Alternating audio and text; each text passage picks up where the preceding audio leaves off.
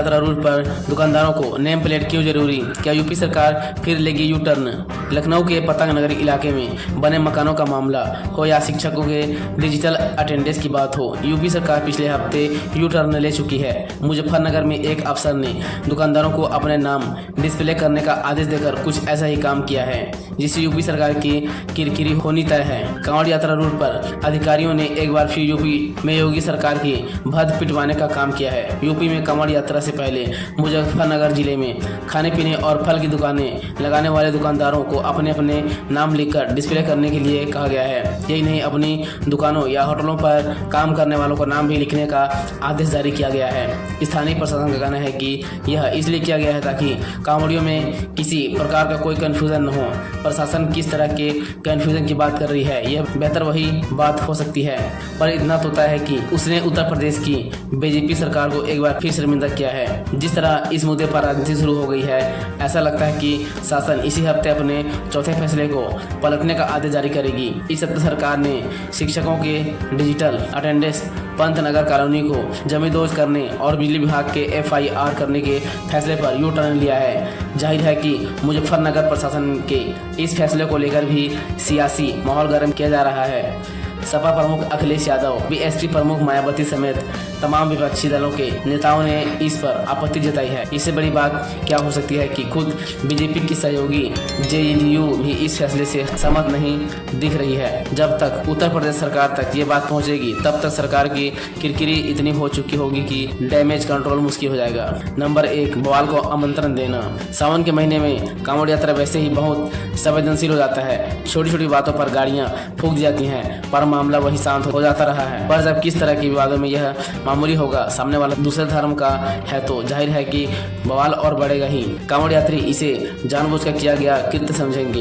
इस प्रकार हिंसा को और बढ़ावा मिलना तय है। जब तक एक बार हिंसा कांवड़ यात्री करेंगे, तो परिणाम स्वरूप दूसरी तरफ से हिंसा प्रतिक्रिया स्वरूप जरूर होगी। इस तरह एक छोटा सा मामला तिल का ताड़ बन जाएगा। पहले हिंसा होती थी तो यह नहीं पता चलता था कि सामने वाला किस धर्म का है, इसलिए मामला वही शांत हो जाता था। अगर दंगे होते हैं तो योगी सरकार की प्रतिष्ठा पर ही आ जाएगी। उत्तर प्रदेश में अपनी बात 7 साल की सरकार में CM योगी आदित्यनाथ ने प्रदेश में एक भी दंगे नहीं होने दिया है। नंबर 2, राजनीतिक रूप से गलत। ऐसे समय में जब प्रदेश के 10 सीटों पर उपचुनाव होने वाले हैं, इस तरह की घटनाएं भारतीय जनता पार्टी के लिए राजनीतिक रूप से ठीक नहीं है। जिन स्थानों पर उपचुनाव होने वाले हैं, उनमें से कई सीटें मुस्लिम बहुल्य जनसंख्या वाली है।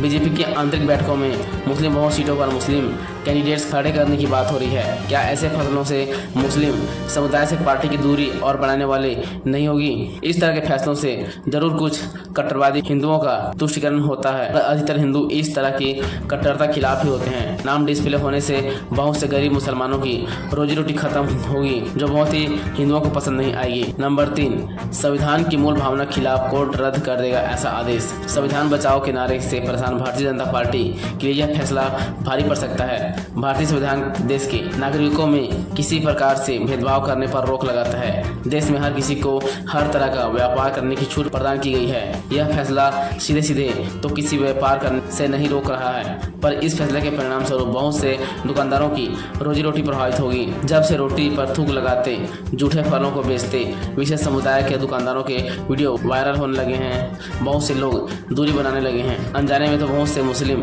दुकानदारों से खरीदारी लोग करते रहते हैं, पर जब नाम डिस्प्ले होने लगेगा तो बहुत से लोग उनसे सामान खरीदने से बचना चाहेंगे। अगर इस आदेश को कोर्ट में चैलेंज किया जाता है, तो निश्चित ही कोर्ट ऐसे भेदभाव करने वाले आदेश को निरस्त कर देगा। जाहिर है इसमें यूपी सरकार की ही किरकिरी होगी। नंबर 4, सामाजिक रूप से भी गलत। बेरोजगार लोग ही असामाजिक तत्व बनते हैं। जो समाज इस तरह के भेदभाव करता है, वह कभी फलता फूलता नहीं है। अगर एक बार इस फैसले का क्रियान्वयन हो जाता है, तो जाहिर है कि आगे भी इस प्रकार के फैसले होंगे।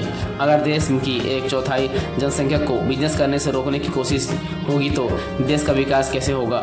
जो छोटे दुकानदार अपनी लागत नहीं निकाल पाएंगे, वो आगे चलकर असामाजिक तत्व बनेंगे, जिससे कोई भी समाज झेलने की हैसियत में नहीं हो सकता है। देश के कुछ हिस्सों में इस प्रकार की मांग पहले भी हुई है, पर प्रशासन के लेवल पर कभी भी इस प्रकार का फैसला नहीं लिया गया है। यहाँ तक कि बीजेपी विधायक खुद ऐसी मांग का विरोध कर चुके हैं। कर्नाटक में एक बार कुछ हिंदुत्ववादी संगठनों ने विजयपुर शहर में सिद्धेश्वर मंदिर के बाहर इस तरह का डिमांड का बैनर लगाया गया। इसमें मुस्लिम व्यापारियों को आगामी सिद्धेश्वर यात्रा के दौरान व्यापार करने से रोकने की बात कही गई थी। सिद्धेश्वर मंदिर कमेटी ने इस बैनर को हटाने की कोशिश भी की। बाद में स्थानीय बीजेपी विधायक मंदिर कमेटी के अध्यक्ष बसंत गौड़ा पाटिल ने खुद इस तरह की मांग का विरोध किया और मुस्लिम दुकानदारों के हितों की रक्षा की। तो ये थी आज की न्यूज़। ये न्यूज़ आपको कैसी लगी हमें कमेंट्स करके बताएं और अभी तक अपना चैनल सब्सक्राइब नहीं किया है तो प्लीज़ चैनल सब्सक्राइब कर लें। तो फिर मिलते हैं आने वाली अगली वीडियो में एक नए न्यूज़ के साथ। तब तक के लिए जय हिंद।